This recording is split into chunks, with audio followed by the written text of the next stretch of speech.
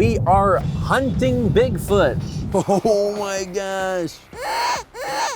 That attracts predators right there and has called in for us Bigfoot. Yeah, I see that, right? Whoa. That's Bigfoot. Hi, I'm Matt, Alrighty. and I'm going wherever it takes, being joined by old friends Oh my God, that's a maggot. and making new ones, Is there any part of you that doesn't believe? all to answer the question, That's good out of me. are we alone?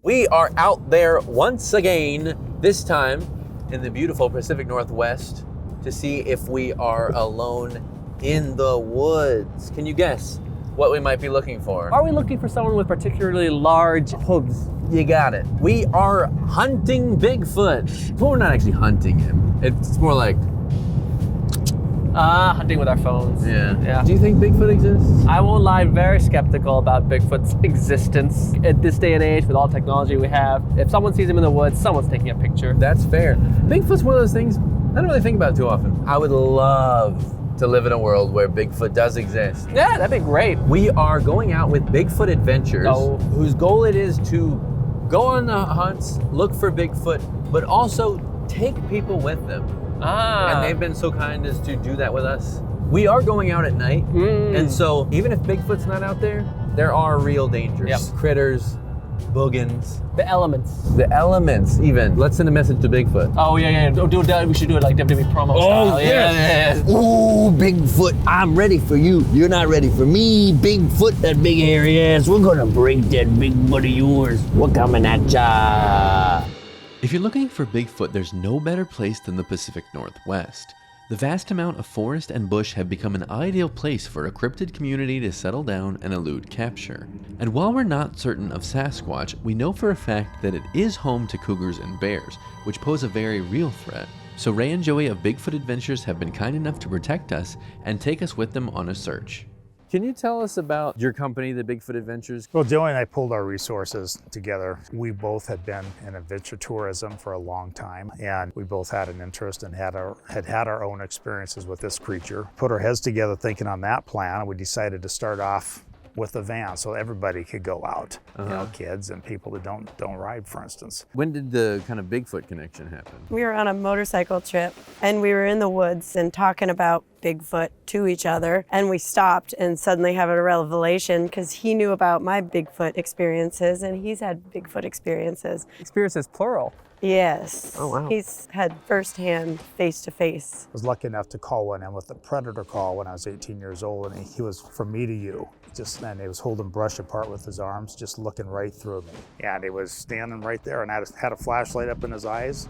And I thought, how do I disengage this creature? I wasn't expecting it. I was blowing this predator call, which we'll do tonight. Whoa. And it's worked for us. Is it a device? It's like a reed instrument, and it mimics a dying rabbit or a rabbit in distress and draws in anything that is a predator that would feed on rabbit. So can you tell us what we're gonna do today? We're gonna go down. Joey and I set up some game cameras a week and a half ago, give or take. And we're gonna go check the images on those cameras and see what has walked by the cameras. So Jen and I set up on a game trail. Simultaneously, we're gonna be looking for tracks on the Tudor River mud flats. And if we find an interesting track, we'll cast one. I'm excited. I'm pumped. I'm excited. And we'll make Bigfoot calls. Let's get to it. The belief that there exists some type of bipedal elusive man-ape hybrid has been around for centuries.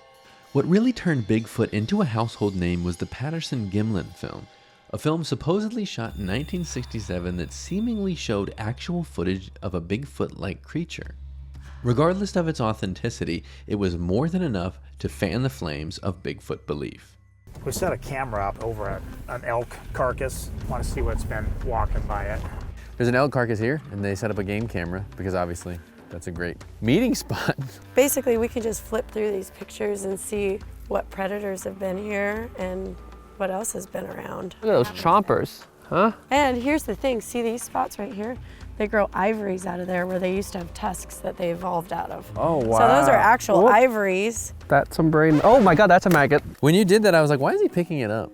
Because of nature. That's nature. That's nature. They're triggered by motion? Motion sensor. Okay. So anything that goes by here, any motion, even a falling leaf is going to trigger it. So there's a lot of plant life. You got to make sure there's no ferns in front of it. It's so cool to probably see what's around you without having to kind of encounter And you have no idea. Yeah. Like there's bobcat and cougar and bear and in places everywhere that you would not even expect it. I mean, here you probably expect it. Well. But yeah, I'm surprised at how many there are.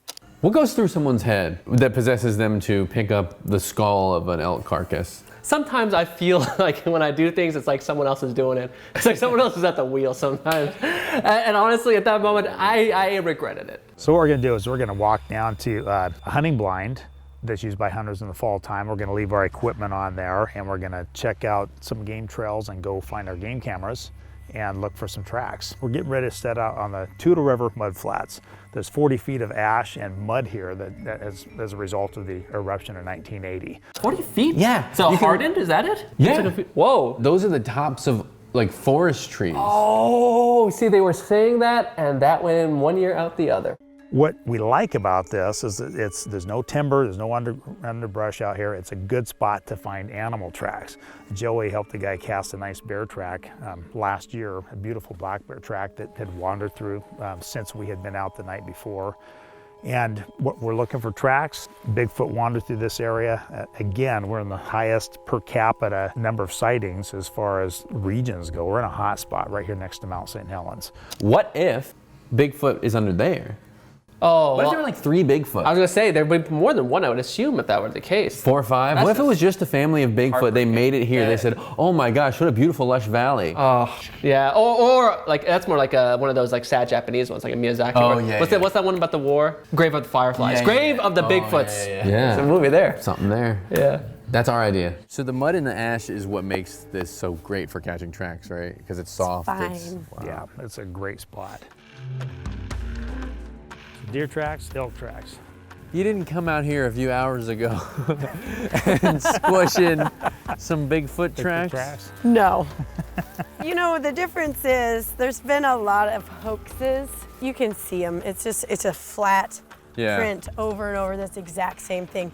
When we walk leaving heel prints, leaving toe prints, moving from side to side. So you can see pressure ridges and mud getting moved to the side. So they're pretty tough to fake and it's a pretty tough thing to fake when you're moving around on terrain.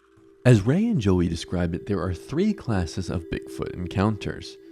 Class A, seeing an actual Bigfoot. Class B, finding evidence of a Bigfoot like broken trees or footprints. And Class C, a second-hand account of someone else having seen a Bigfoot. In order to capture Class B evidence, casts are made of the Bigfoot footprint using plaster of Paris. To learn this method, we practiced with coyote and elk tracks. Are these fresh, Coyote? Pretty fresh? These are fresh. We're gonna pour the plaster of Paris and it'll harden. And then when you pour it, don't pour it directly on the print. Pour it a little to the side so it rolls in. That way it won't disrupt. You know, I'm glad you said that because I was about to go right in there like a swimming pool. There's a story about one guy said that his friend shot at a Bigfoot as the Bigfoot was walking away, and it turned around and looked at him, and he didn't know if he hit it or not. He thought he did, and then he kept walking, just didn't hurry his He was pace. disappointed. Just disappointed in him as a human. That's how we react to YouTube comments.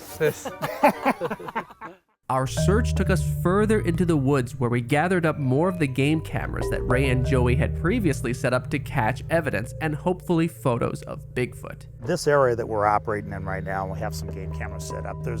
You can look across and see an apple orchard over there from one of the original homesteads. Upriver a little ways is a second apple orchard, okay? They both grow lots of apples. They ripen up towards late summer, early fall. The deer love them. And it's also, as Joey's mentioning, Bigfoot love apples too. A lot of people have seen Bigfoot grabbing apples, but also Bigfoot feed on deer. So if the deer are drawn to the apple trees, Bigfoot know that they, when they feel Win-win. Yeah. This was from another one of our cameras right here.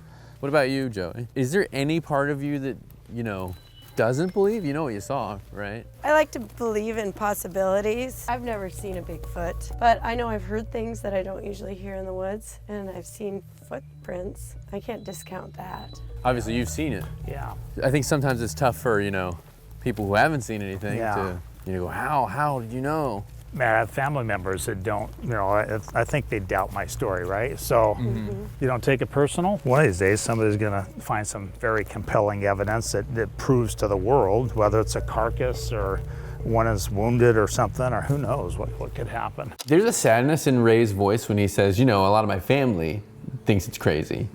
Can you imagine? It's sad, but also at the same time, it's inspiring. He's so fervent in his beliefs that he continues hunting no matter what. Yeah, And he must have seen something really And yes, wild. he believed what he saw. And I don't know, what did he He saw something that pushed him down this path where he has dedicated his whole life to it. Before nightfall, Ray and Joey were nice enough to share with us some warm food and coffee. We then prepared for our final test of the night, calling a Bigfoot.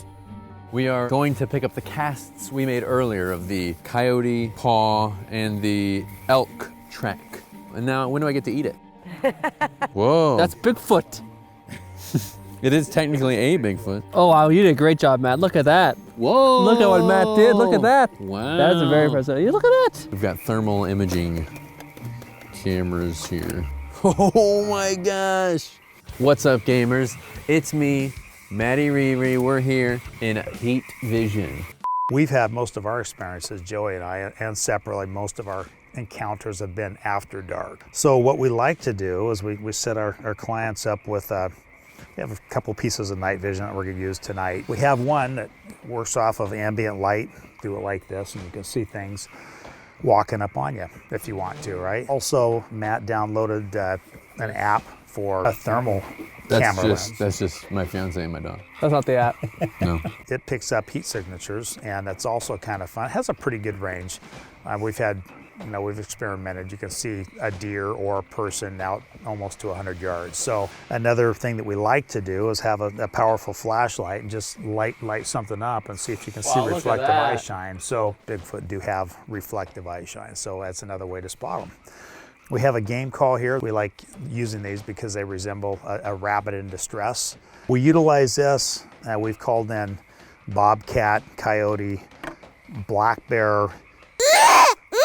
So that right there is a scary sound. That sounds like... That was not good. I didn't like that. That attracts predators right there and has called in for us Bigfoot. Well, you just did it. Yeah. So he's coming. And this resembles a wood knock, which a lot of people have heard when Bigfoot is around. Oh, that is loud. They don't like that. We'll shut everything down as far as lights, right? Give it a few minutes for things to just kind of quiet down, and then we'll start blowing the predator call. And then we can use the night vision and thermal imaging to look around. Ah, scary and exciting. It's about to be dinner time. That scared the shit out of me.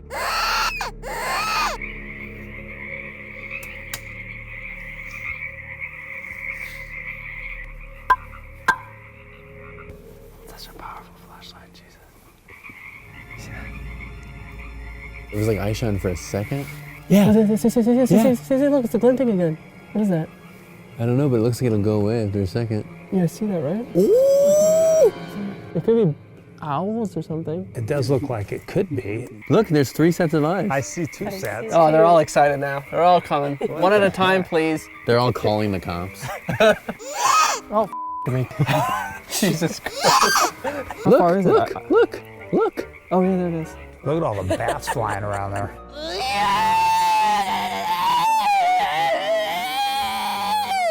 They like it, dude.